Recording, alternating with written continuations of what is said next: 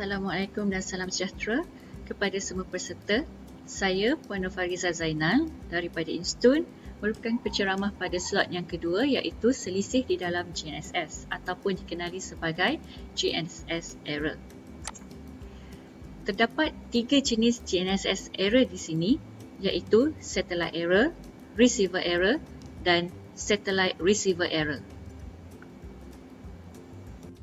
Satellite error terbahagi kepada dua, iaitu orbital or ephemeris error dan satellite clock. Apa yang dikatakan dengan orbital error?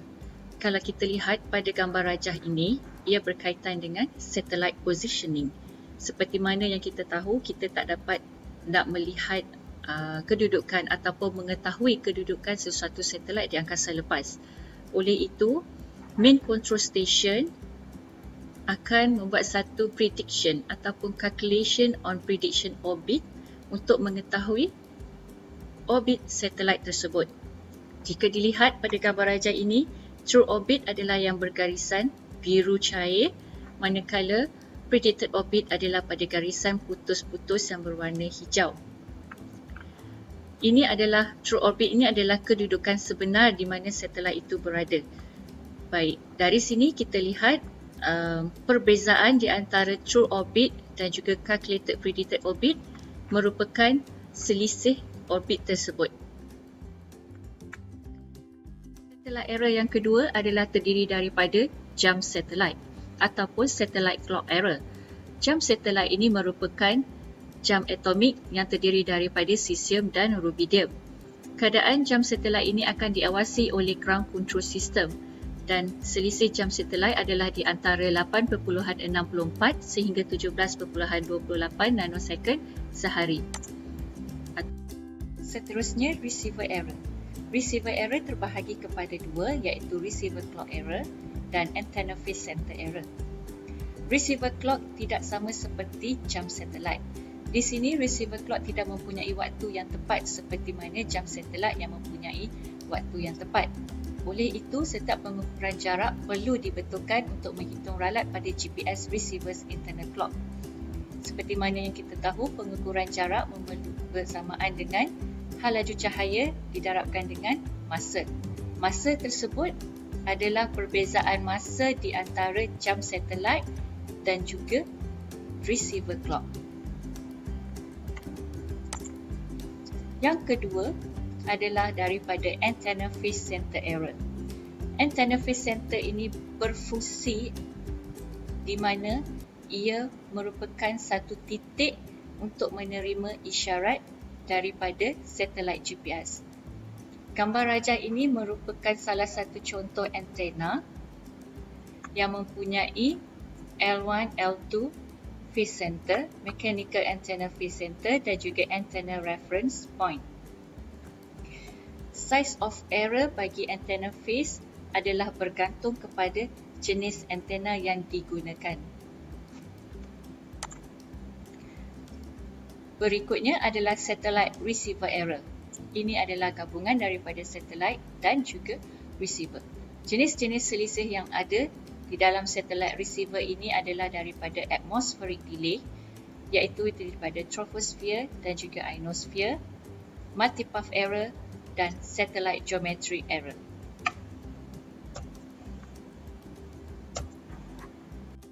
Yang pertama, satellite receiver error adalah atmospheric delay.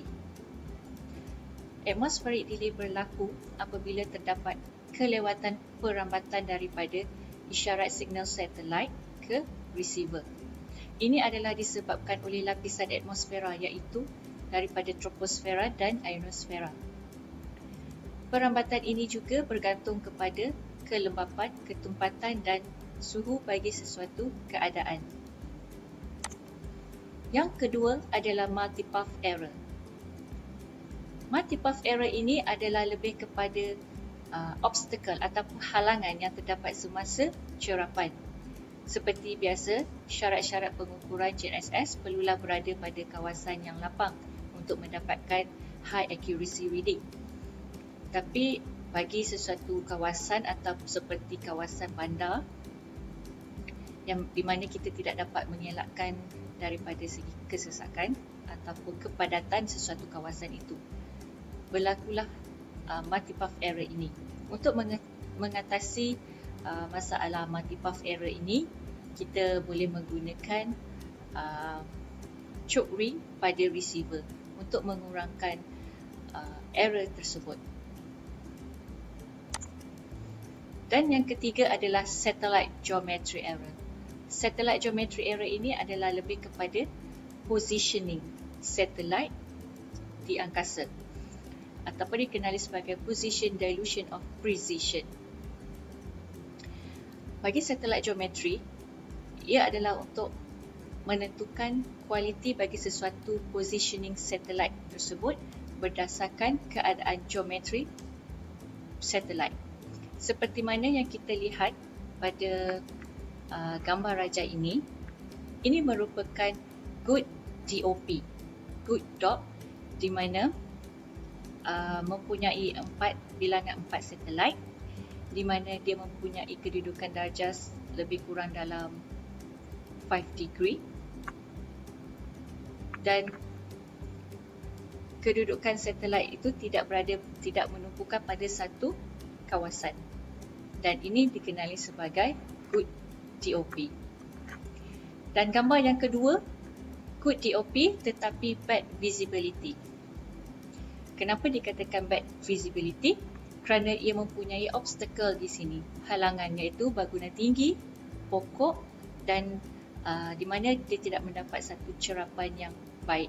Tetapi kedudukan geometri dia berada dalam keadaan yang bagus. Manakala poor dot, kalau kita lihat di sini, kedudukan satelit tersebut berada dalam keadaan yang rapat di antara satu sama lain. Ini dikenali sebagai poor DOP.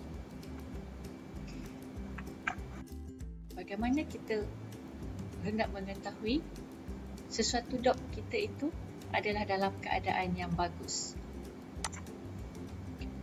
Ini adalah dot value bersama dengan ratingnya, iaitu jika kita mendapat value 2 sehingga 4, dot kita berada dalam keadaan yang paling baik. 4 hingga 6 baik, 6 hingga 8 moderate, 8 hingga 10 fair, dan lebih daripada 10 dalam keadaan yang tidak bagus. Bagaimana juga kita hendak mengetahui bahawa kita mendapat value tersebut? Kita juga boleh lihat pada sesi cerapan kita, di mana pada alat controller yang kita gunakan untuk setting data tersebut, kita boleh lihat nilai dot di situ. Berakhir sudah slot saya, iaitu selisih di dalam GNSS. Diharap para peserta dapat manfaat daripada video ini. Jika ada sebarang salah dan silap daripada saya mohon keampunan. Dan jika tuan-puan ingin menghubungi saya, bolehlah menghubungi seperti yang tertera di hadapan skrin anda. Sekian, terima kasih.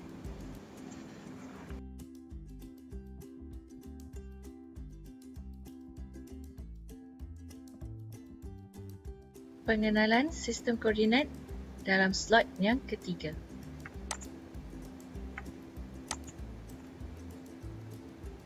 Di dalam pengisian slot yang ketiga ini, kita akan melihat apa itu sistem koordinat, jenis-jenis sistem koordinat, dan unjuran peta.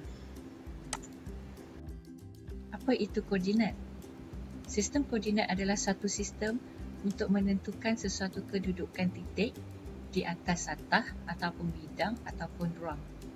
Mengapa koordinat ini penting untuk kita? Maklumat koordinat adalah penting untuk kita supaya maklumat yang kita perolehi dapat dijadikan sebagai panduan dalam kerja-kerja pengukuran ataupun dalam memulakan sesuatu aktiviti. Jenis-jenis koordinat. Terdapat 3 jenis koordinat, iaitu koordinat geodetik, koordinat planar, dan celestial. Koordinat geodetik terbahagi kepada 2, iaitu koordinat geografi iaitu yang berasaskan kepada latitude, longitude dan height, koordinat Cartesian X, Y, Z. Koordinat planar iaitu koordinat dalam bentuk Cassini dan RSO, dan koordinat celestial lebih kepada koordinat astronomi. Sistem koordinat geografi merupakan sistem yang menggunakan garis lintang latitude dan garis bujur longitude. Sistem koordinat geografi ini bertujuan bagi penentuan lokasi asas, umpamanya dalam bidang navigasi dan pengukuran.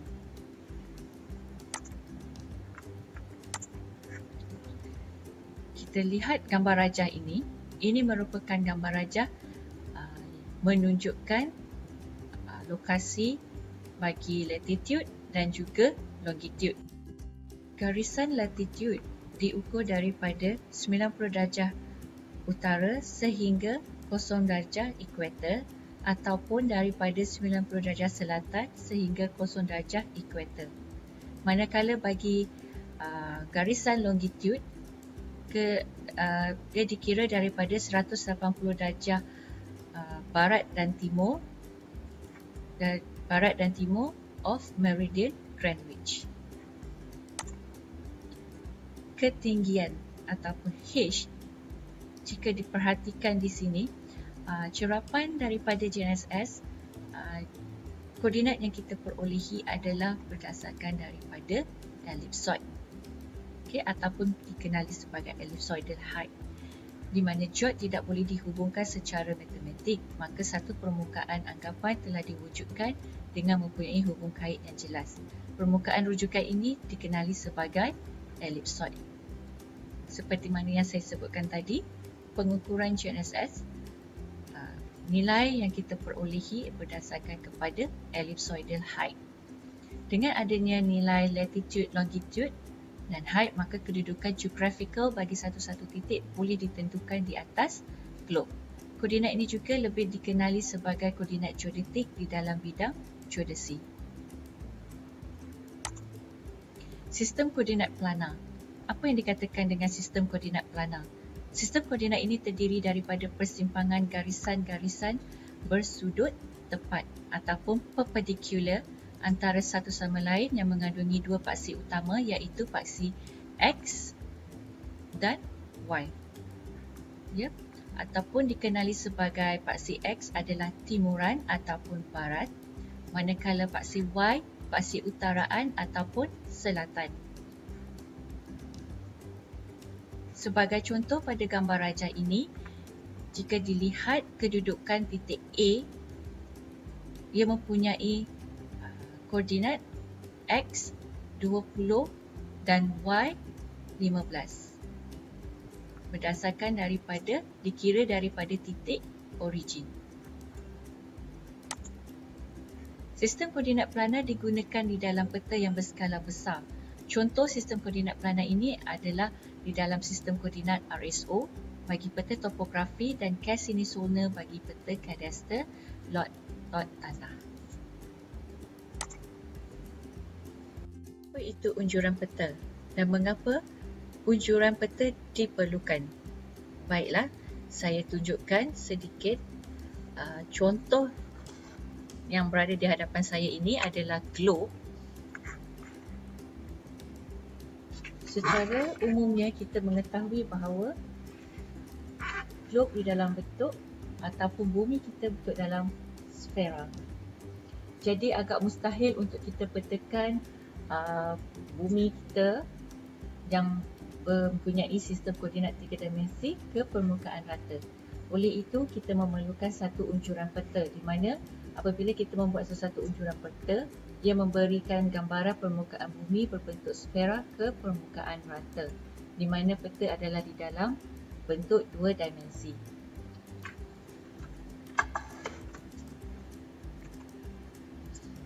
Ini yang saya maksudkan sebentar tadi, iaitu daripada bentuk permukaan sfera diunjurkan ke bentuk peta dimensi 2D. Ciri-ciri atau karakteristik pemilihan unjuran peta, ia perlulah berdasarkan kepada keluasan ataupun equivalent, bentuk conformal atau automorphic, skala equidistance dan juga arah yang memberi maksud mempunyai ciri-ciri yang sama luas, sama bentuk dan sama jarak. Proses unjuran peta. Di sini terbahagi kepada 3 jenis unjuran. Saya tidak menerangkan dengan lebih detail tentang unjuran peta ini kerana kita mempunyai satu kursus yang khusus di dalam sistem koordinat di Malaysia, di mana tuan-tuan boleh melayari laman web ISPEC bagi mendaftar khusus sistem koordinat tersebut. Di sini saya terangkan secara general mengenai proses unjuran peta. Secara asasnya, berdasarkan kepada pemilihan datum, kemudian sfera atau elipsoid, permukaan bergeometri yang mewakili bentuk atau saiz bumi, terus kepada penurunan skala dan penentuan sama ada unjuran silinder, cone dan azimut.